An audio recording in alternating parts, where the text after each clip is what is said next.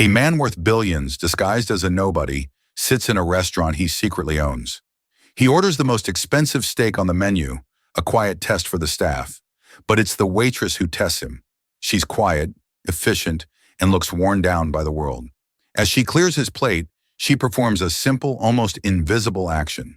She leaves behind a folded note. It's a tiny piece of paper that will unravel a multi-million-dollar conspiracy, expose a devastating betrayal, and put both of their lives in mortal danger. What could she possibly have written that would stop a titan of industry cold?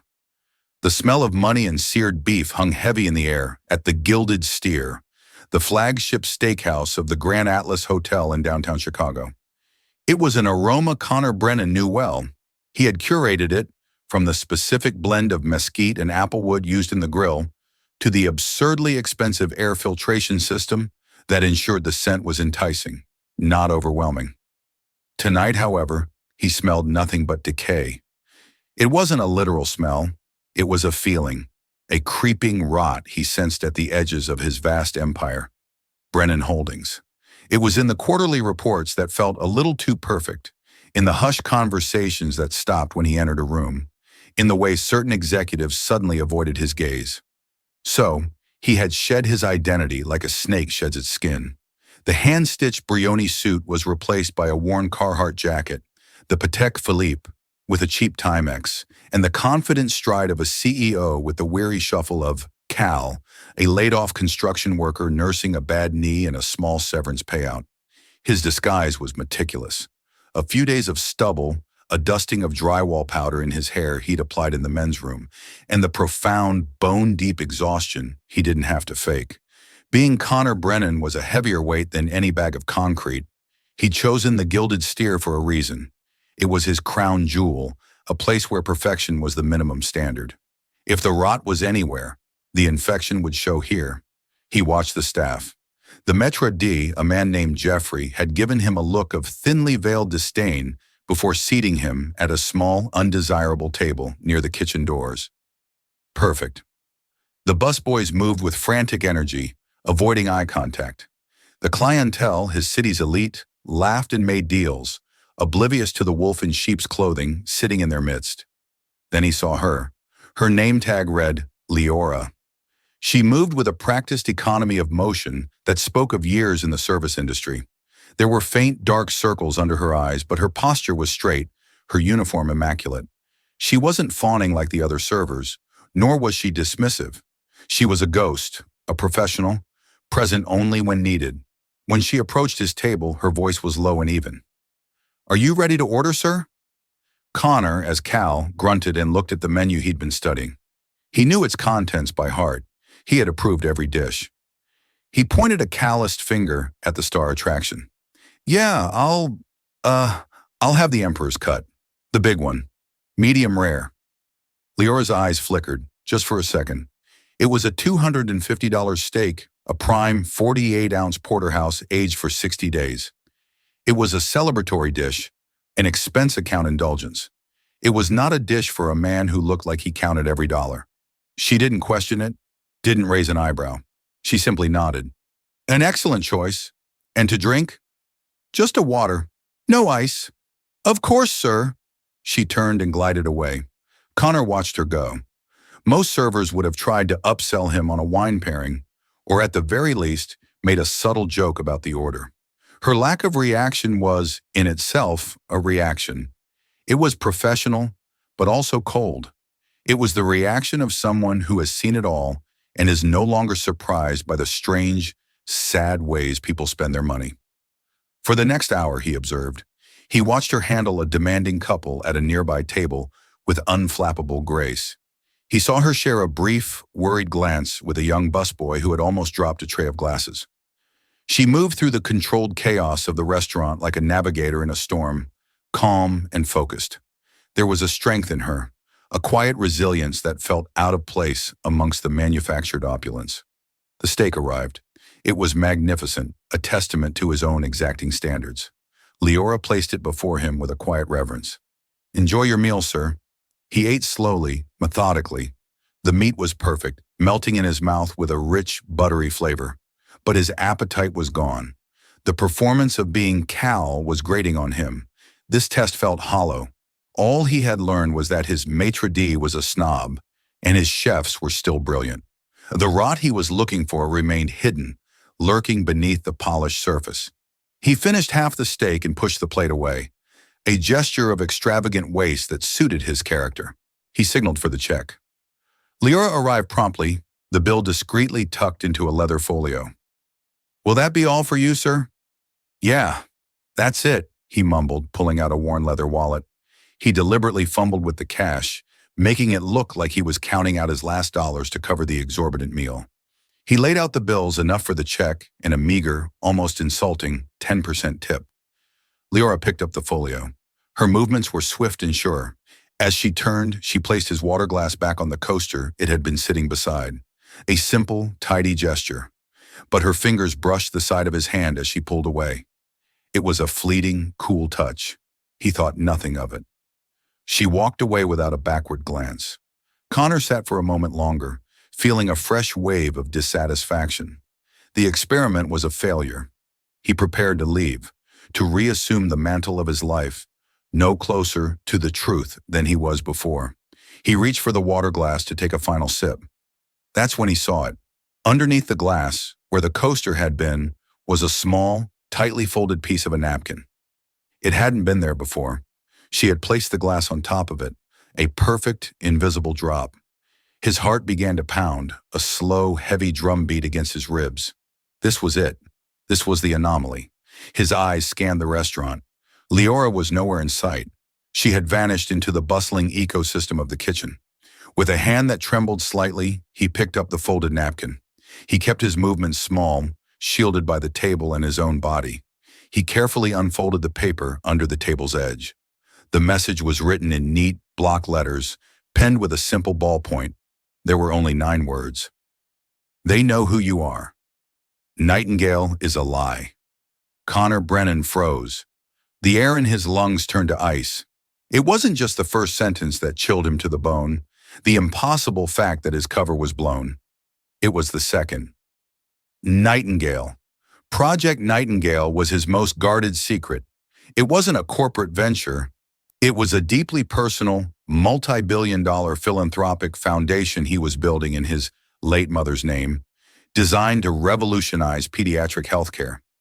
It was known only to his inner circle, his most trusted board members, and his COO, Gavin Reed, the man who had been his best friend since college.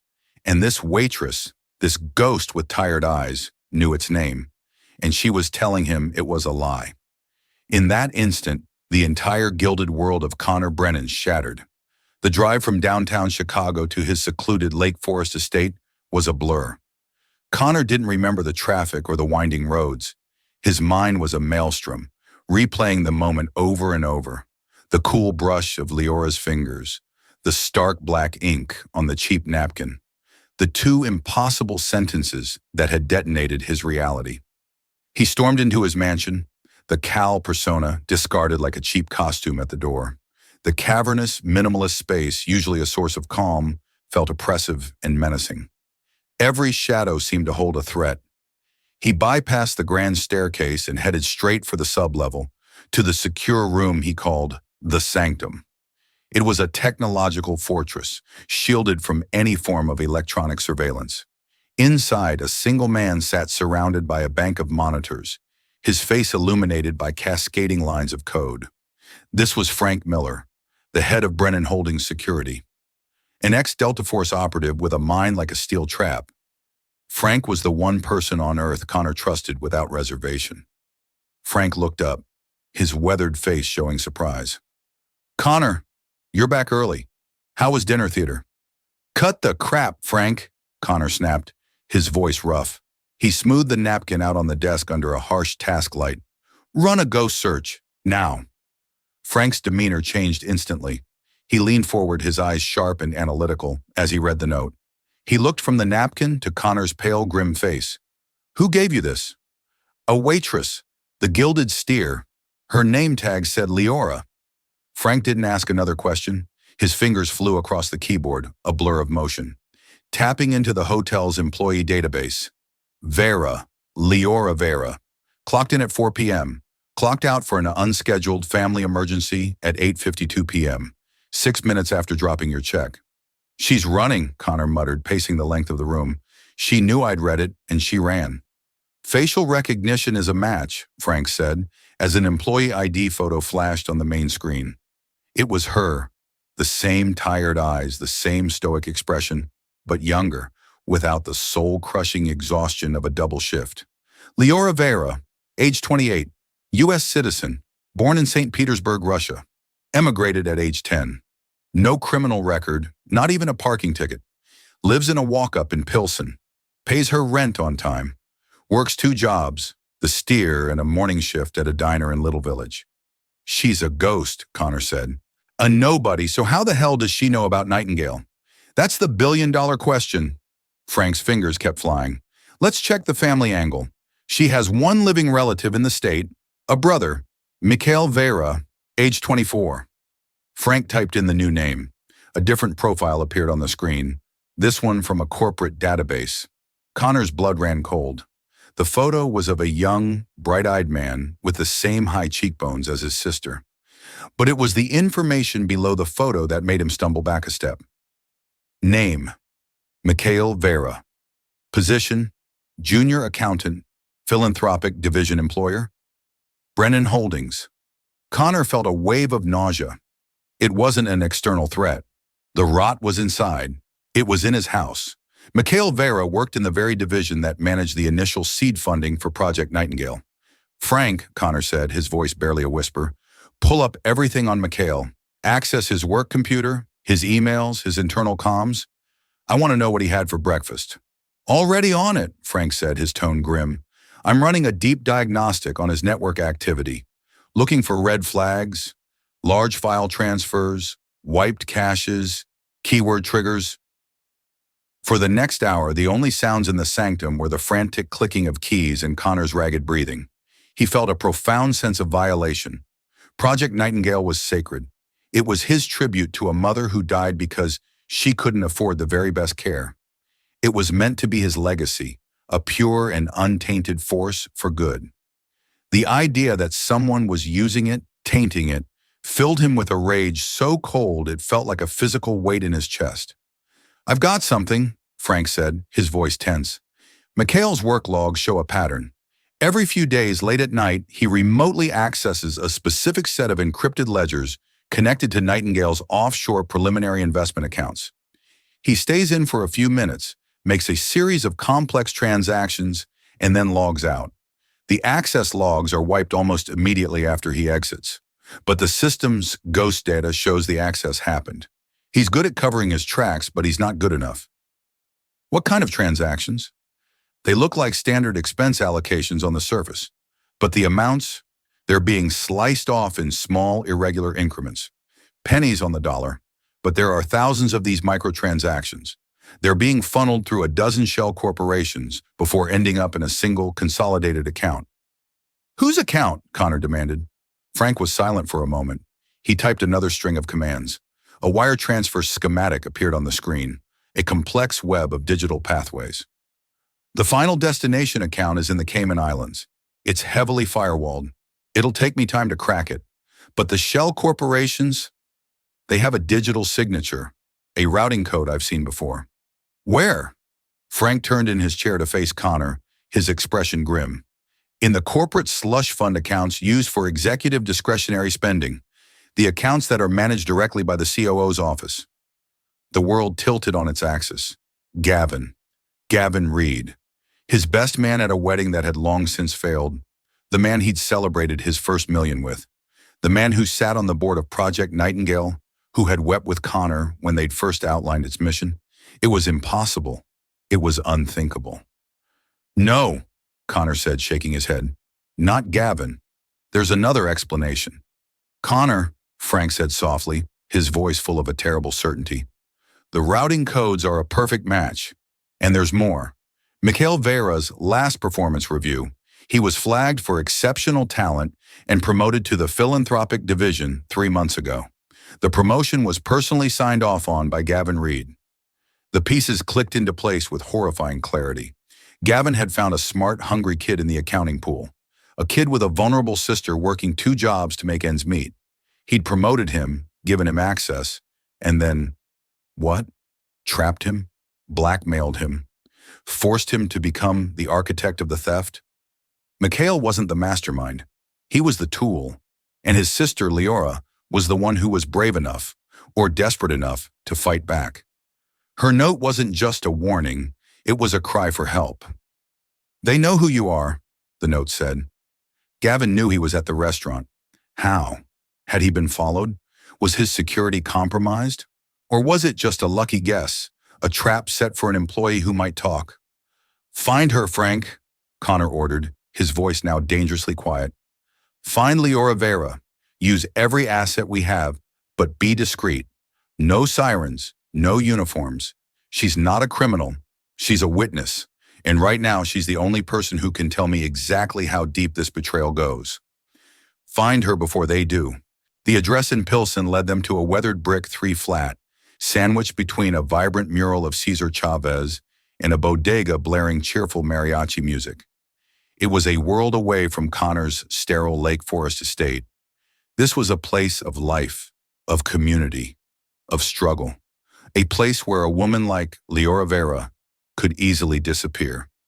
Frank had worked through the night. His team of ghosts, former intelligence and law enforcement operatives on his private payroll, had been activated. They hadn't found Leora. Her apartment was empty. Her phone was off. She hadn't shown up for her morning shift at the diner. She had vanished. "She's scared, Connor. She made a bold move, and now she's gone to ground," Frank said, his voice a low grumble through Connor's secure earpiece. They were parked a block away in a nondescript sedan that was packed with more surveillance technology than a spy plane. "She thinks I'm part of it," Connor realized with a jolt. "She doesn't know who to trust. She warned me, but she has no idea if I'm the victim or one of the villains." The thought twisted a knife in his gut. This woman had risked everything to get a message to him, and in her eyes he was likely indistinguishable from the very people who were threatening her. "What about the brother?" Connor asked. "Mikhail went to work this morning. My team has eyes on him. He looks like a wreck. Jumpy, pale. He's a kid and way over his head," Frank reported. "We can't approach him. If he's being watched, it'll tip them off that we're onto them. We need Leora." Connor's frustration mounted. He was a man who could move markets with a single phone call, but he was powerless to find one waitress in the city he owned. He was used to being in control, to manipulating the board, not staring at a brick wall. "Think, Frank. Where would she go?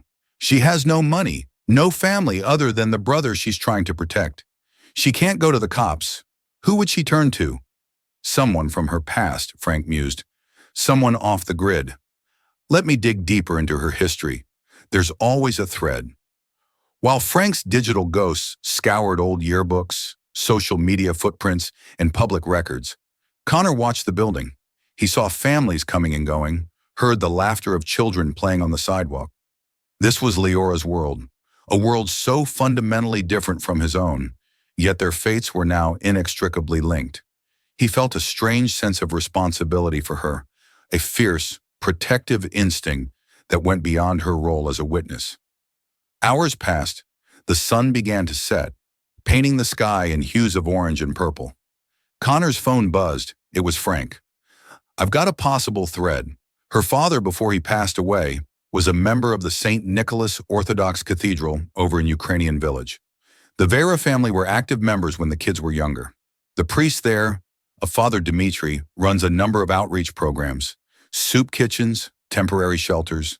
He's old school, a pillar of the community." "A church," Connor breathed.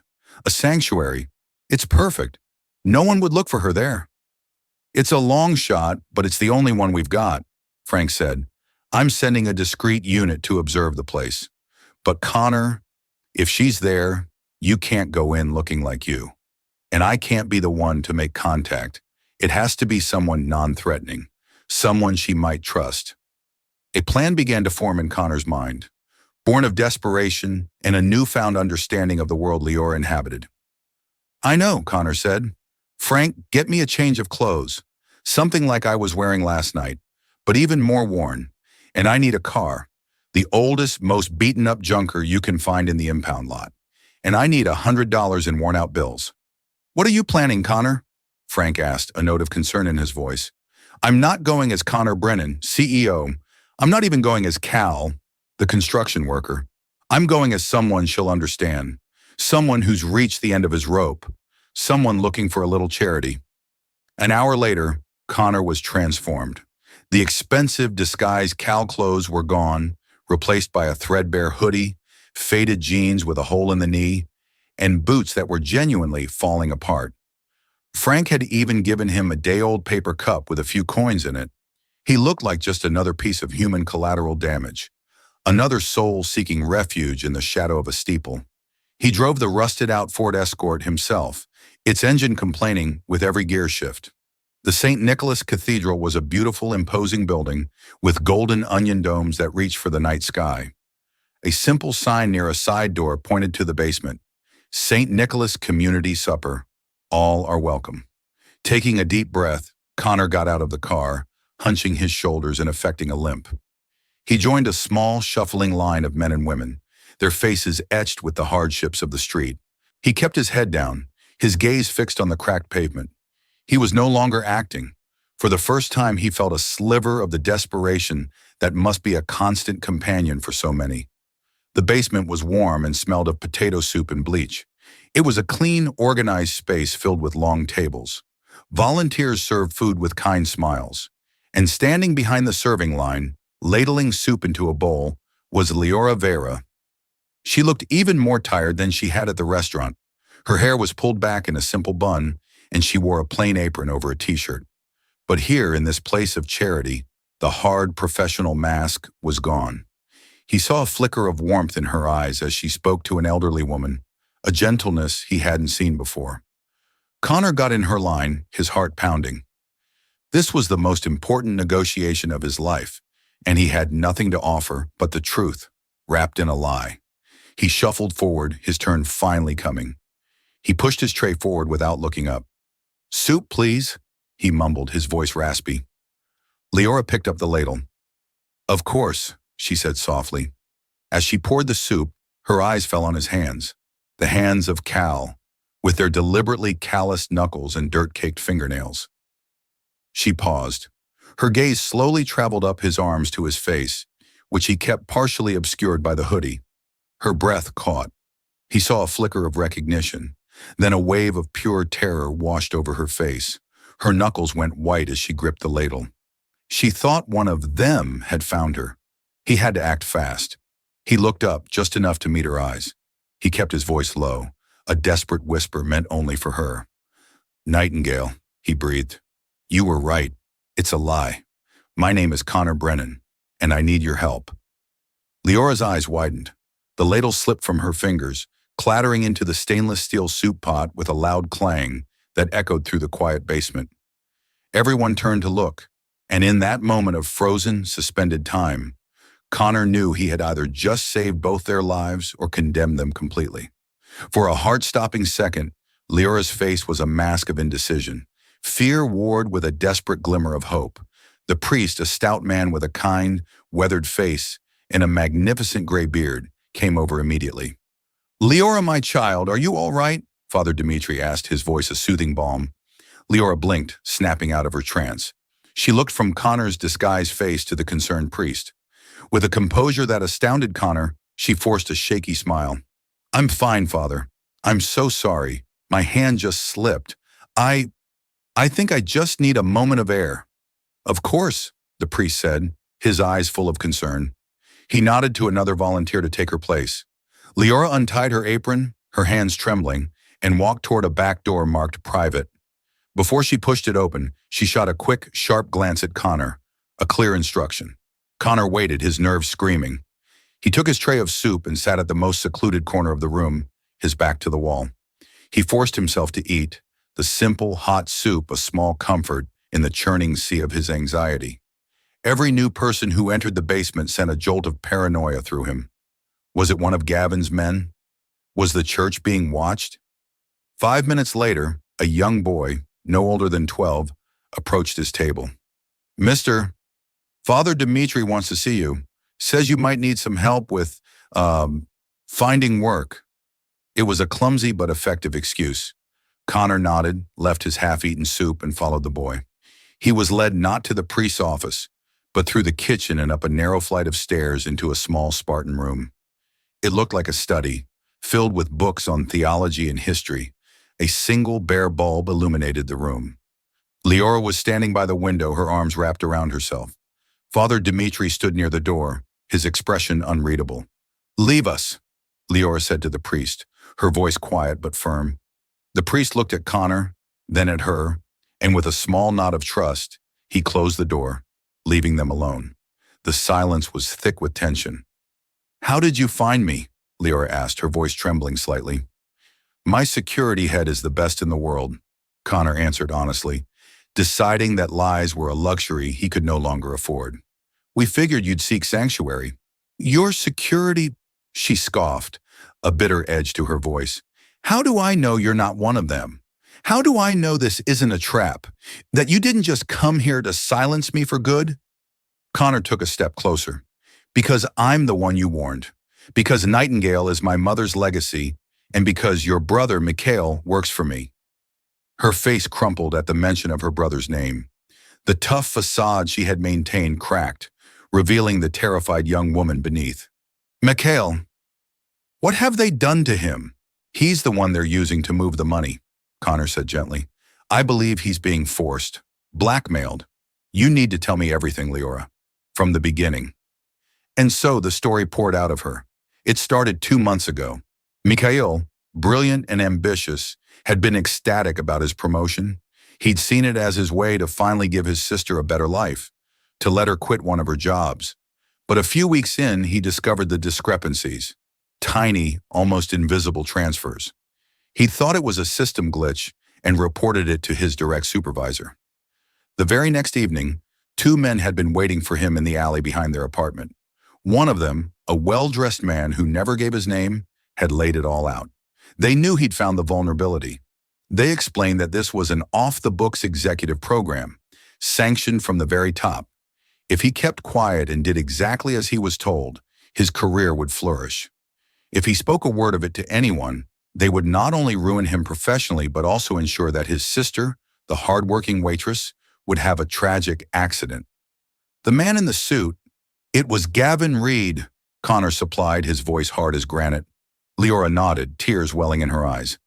Mikhail didn't know his name then, but he saw him on the company website later, the COO. My brother was trapped. He was terrified. They made him the architect of the whole thing, forcing him to make the transfers, to cover the tracks. They used his talent to perfect their crime. He was dying inside, Connor. Every day a piece of him was just gone. Why warn me? Why take that risk? "Because last week it got worse," she said, her voice dropping to a whisper. Mikhail overheard a call. He wasn't supposed to, but he did. It was Gavin, and he was angry. He said something about Brennan getting suspicious and nosing around where he doesn't belong.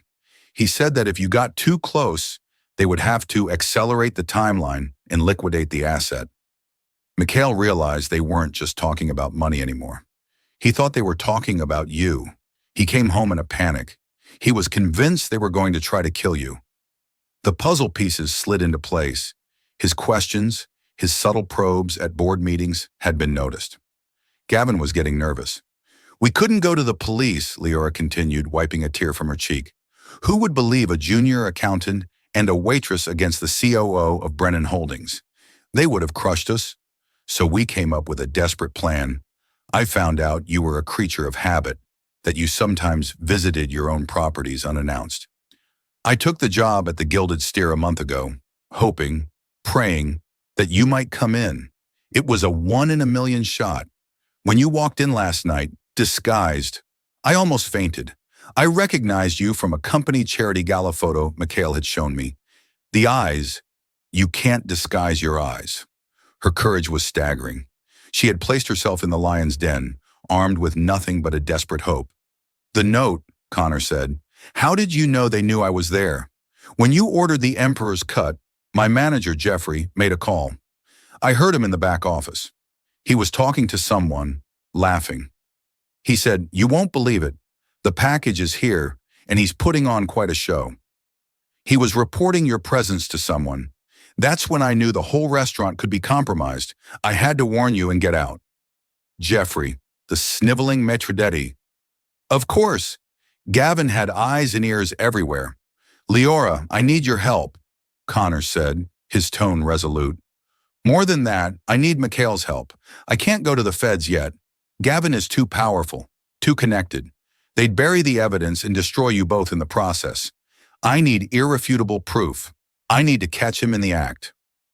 What are you asking? She asked, her eyes wide with a new kind of fear. I'm asking your brother to be the bait, Connor said grimly. We need to set a trap. We need to get Gavin on tape, admitting to the fraud, making the threats. It's the only way to take him down and guarantee your safety. You're asking him to walk back into the fire, she whispered, shaking her head. He's just a boy. He's not a spy. And you're not a secret agent, but you passed a note that might save my company and my life, Connor countered, his gaze intense. He is stronger than you think, and he won't be alone. My team will be with him every step of the way. Frank will make sure he's safe. He saw the conflict raging within her, the fierce, protective love for her brother versus the cold, hard logic of their situation. There was no other way out. They couldn't run forever. Finally, she gave a slow, deliberate nod.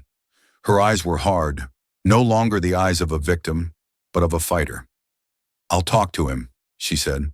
I will call him. We'll do it. But you make me a promise, Mr. Brennan. You promise me that you will protect my brother. You promise me that when this is over, Gavin Reed will pay for what he did to our family. You have my word, Connor said, meeting her gaze. He won't just pay. He'll be erased. The next 24 hours were a blur of high-stakes planning. The Sanctum, Connor's secure command center, became the war room. Leora, no longer a waitress but a key strategist, sat beside Frank, her insights into her brother's psyche proving invaluable. Father Dmitri had arranged for her to stay in a secure room at the rectory, under the watch of one of Frank's most trusted female operatives. Mikhail was brought in under the guise of an urgent, late-night project meeting. The young accountant was a bundle of raw nerves, his face pale and clammy. When he saw his sister sitting beside the formidable Connor Brennan, he nearly collapsed with a mixture of terror and relief. Leora, what is this? What's happening? He stammered. Leora stood and embraced him. It's okay, Misha, she whispered in Russian, a term of endearment from their childhood. It's going to be okay. We're fighting back. Connor and Frank laid out the plan. It was simple in concept, terrifying in execution.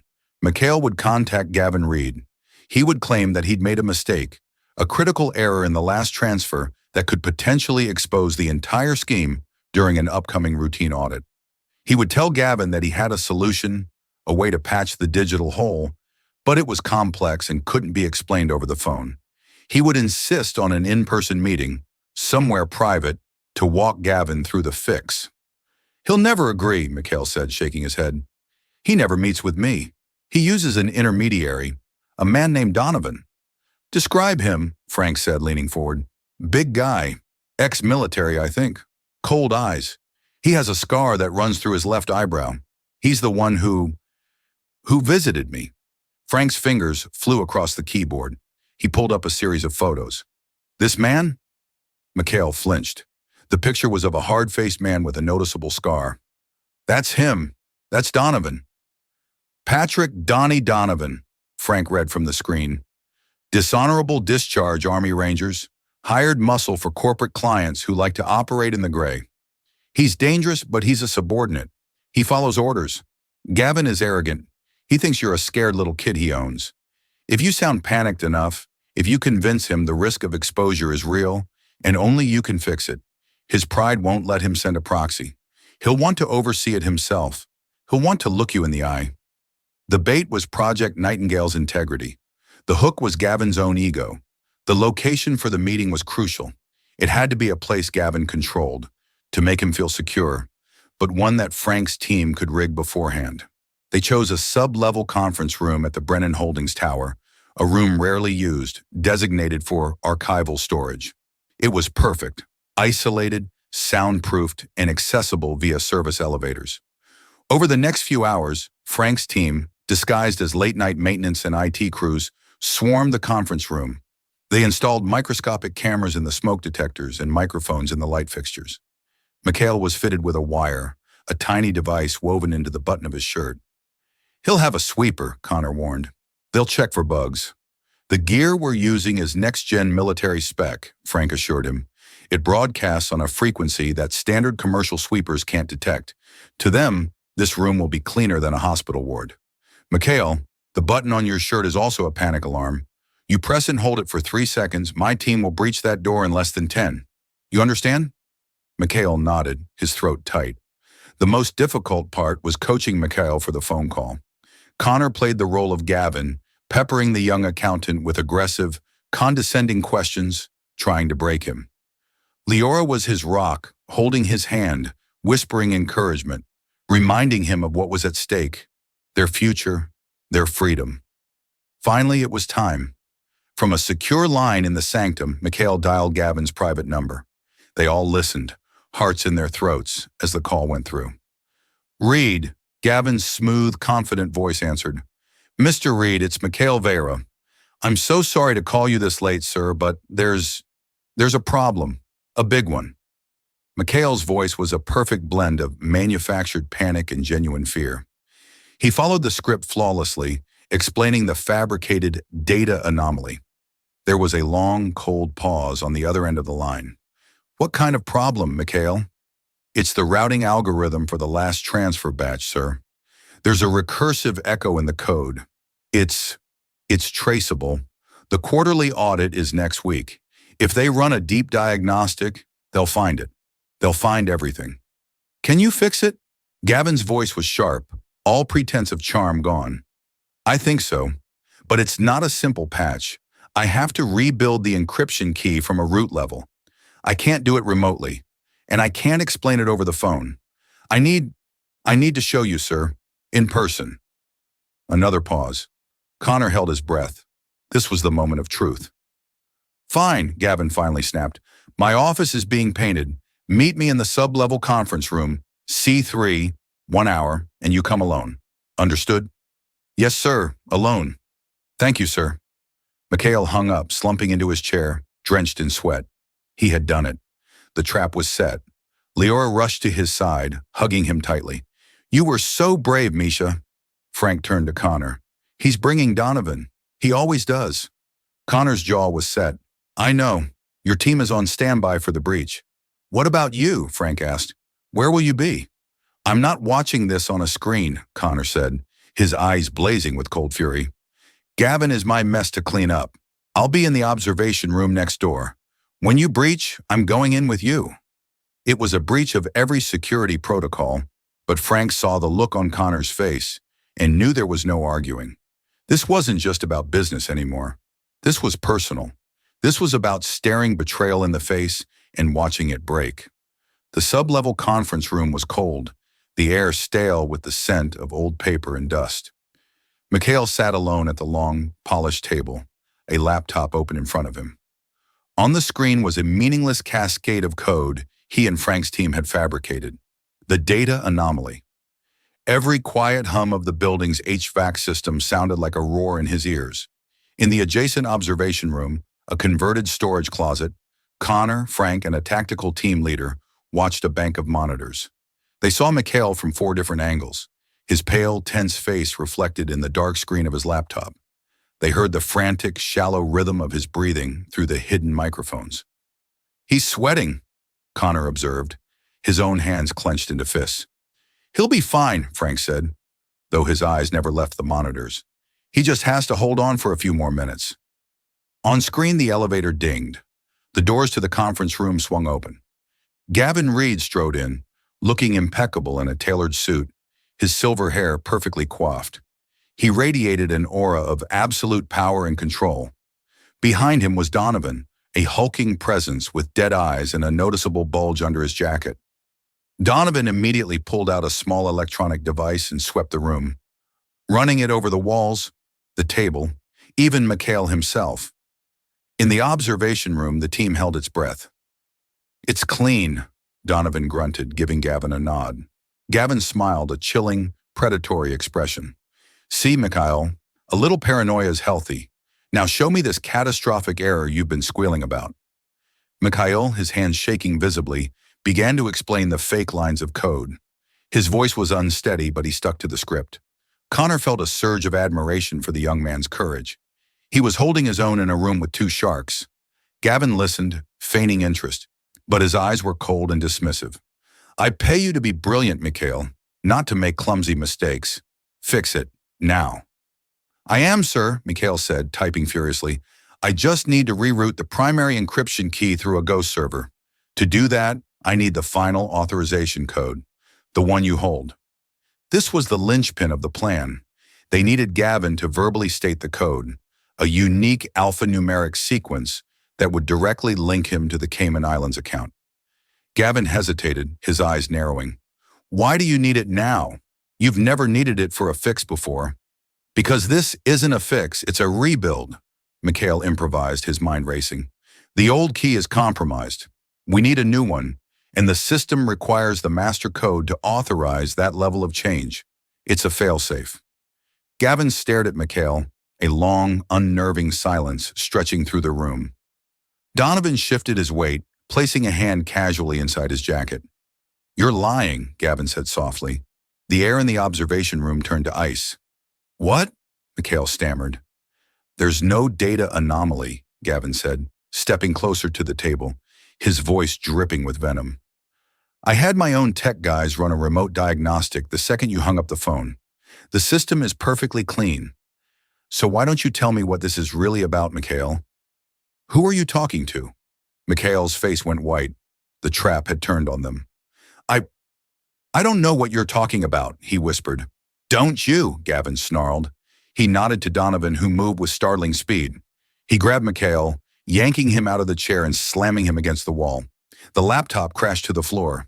Let's try this again, Gavin said, his voice dangerously calm as Donovan held the terrified accountant in place. Are you talking to the feds? Or did you get brave and go to Brennan himself? Go! Connor roared in the observation room. Frank was already speaking into his wristcom. Breach, breach, breach. Before the tactical team could move, Donovan's practiced hands were already patting Mikhail down. His fingers found the small lump on his shirt. He's wearing a wire. Gavin's face contorted in a mask of pure fury. You little rat! He backhanded Mikhail across the face, a sharp crack echoing through the microphones. The conference room doors exploded inwards. Frank's team, clad in black tactical gear, swarmed the room. Hands up! Get on the ground! Donovan reacted on pure instinct, shoving Mikhail towards Gavin and drawing his weapon. But he was outmatched. In seconds, he was disarmed and forced to his knees. Gavin, however, didn't even flinch. He stood there watching the chaos with an eerie calm as his world crumbled around him. He saw Frank, and then he saw Connor step through the splintered doorway. The sight of his old friend, his face a thunderous mask of betrayal, finally broke Gavin's composure. A look of shock, followed by pure, unadulterated hatred, crossed his features. You, Gavin spat, his voice laced with poison, the man of the people, hiding in the shadows with your little army. It's over, Gav, Connor said, his voice raw with pain and disgust. We have everything. The wire, the cameras, the financial trail, everything. Why? Connor demanded, stepping over to him, the tactical team forming a perimeter. Why would you do this? Project Nightingale? My mother's memory. Gavin laughed, a harsh, ugly sound. Your mother's memory? Don't you dare. You were always St. Connor, weren't you? The boy genius, the golden child. Everything you touched turned to gold. I was always the sidekick, the friend, the COO, standing in your damn shadow for 20 years. This company was built on my back as much as yours. I trusted you, Connor choked out. You were my brother. And I was your servant, Gavin roared, his face turning purple. Project Nightingale was the last straw, your legacy, another monument to the great Connor Brennan. I decided it was time I built my own legacy, one that you would pay for. The confession, raw and filled with years of festering resentment, hung in the air. It was all on tape. It was over. As the team cuffed him, Gavin's eyes full of venom found Mikhail, who was being helped to his feet by Leora, who had rushed in behind Connor. You and your sister, Gavin hissed at him. You should have taken the money and kept your mouth shut. I'll be out in a year, and when I am, I will find you. Before anyone could react, Connor crossed the space in 2 strides. He didn't punch Gavin. He did something worse. He looked him dead in the eye, his voice dropping to a lethal whisper. You will never see the light of day again, Connor said, his voice void of all emotion. And if you ever so much as breathe their names again, I will personally spend every last dollar I have to ensure that the only world you know for the rest of your miserable life is the inside of a concrete box. You are erased, Gavin. Do you understand me? You no longer exist. Gavin stared back, and for the first time, Connor saw fear in his old friend's eyes. The threat of prison was one thing. The threat of total, utter annihilation from a man with limitless resources was another. He had lost, and he knew it. The aftermath was a controlled earthquake. The story broke, but Connor's PR team, armed with the full truth and irrefutable evidence, spun it not as a corporate scandal, but as a story of integrity. Brennan Holdings cleans house, exposes high-level fraud. The headlines read, Gavin Reed and his network of accomplices, including the Maitre d' Jeffrey and the enforcer Donovan, were indicted on federal charges of wire fraud, embezzlement, and conspiracy. They faced decades in prison. The name Gavin Reed, once a titan of industry, became a footnote, a cautionary tale. A week later, Connor stood in his office on the top floor of the Brennan Holdings Tower. The city of Chicago sprawled out below him, a kingdom he had nearly lost from within. The rot had been cut out, but the wound remained. The betrayal of a man he considered a brother had changed him, leaving him more guarded, but also, strangely, more clear-sighted. There was a soft knock on his door. Come in. Leora and Mikhail Vera entered. They looked different. The fear that had been their constant companion was gone, replaced by a quiet confidence. Mikhail's bruised cheek was healing, and he stood taller. Leora's eyes, though still carrying the memory of their ordeal, were no longer tired. They were bright, sharp, and focused. Thank you for seeing us, Mr. Brennan, Mikhail said, his voice steady.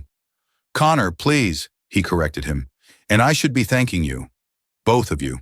He gestured for them to sit, but he remained standing, looking out the window. Gavin's assets have been frozen. The courts have already begun the process of seizing the stolen funds. Every last penny is being returned to the Nightingale Foundation. He turned to face them. Project Nightingale is being restructured. I'm dissolving the old board. I'm starting over with a new mandate of absolute transparency. And I need a new director of finance for the foundation. Someone with unimpeachable integrity, a brilliant mind for numbers, and a personal investment in making sure no one ever corrupts its mission again. He looked directly at Mikhail. The job is yours, Mikhail, if you want it. It comes with a significant salary increase, a full scholarship to complete your master's degree, and my complete trust. Mikhail was speechless. He looked at his sister, his eyes wide with disbelief and dawning joy. I don't know what to say. Yes. Of course, yes. Thank you, Connor. You earned it, Connor said with a small smile. Then he turned his attention to Leora. And as for you, Leora, he said, his tone softening, I know I can never fully repay you for the risk you took, but I'd like to try. I'm establishing a new grant program within the foundation. It's designed to provide full scholarships and living stipends for exceptional individuals who want to pursue business management and administration, but lack the means. The first scholarship is yours. Leora's jaw dropped. A scholarship? For me? You have a mind for strategy and a composure under pressure I've rarely seen, Connor continued. You ran a counterintelligence operation from the floor of a steakhouse in a church basement. I think you'll do just fine at Wharton. And when you graduate, there will be a senior management position waiting for you, right here, not at the restaurant, at headquarters. I need people I can trust, people who aren't afraid to slip me a note when they see something wrong. Tears streamed down Leora's face, but this time, they were tears of overwhelming gratitude. For the first time in her life, the future was not a mountain to be climbed, but an open horizon. After they left, their lives forever changed. Connor remained by the window. He thought about the man who had walked into the Gilded Steer, a billionaire pretending to be broken. He had gone looking for corporate decay, but had found human courage instead. He had learned that the true strength of his empire wasn't in its stock price or its assets, but in the unseen, unheard people who kept it running. The ones who, like Leora, saw the world not just for what it was, but for what it ought to be. He had set out to test the integrity of his staff and had ended up having his entire world saved by a waitress. The note on the napkin was not the end of a story of betrayal, but the beginning of a new one, a story of trust, resilience, and a new foundation, built not on steel and glass, but on the unbreakable courage of two ordinary people who chose to do an extraordinary thing. This story proves that true courage isn't measured in dollars, but in conviction. Connor Brennan had a corporate empire, yet it was a waitress, Leora Vera, whose small, brave act of defiance saved his entire legacy from a devastating web of lies. It's a powerful reminder that heroes are often found in the most unexpected places, in the quiet people who see something wrong and dare to speak the truth. If you were moved by this story of courage and consequence, please give this video a thumbs up and share it. For more incredible dramas that reveal the heroes hidden in plain sight, don't forget to subscribe and hit the notification bell. Thanks for listening.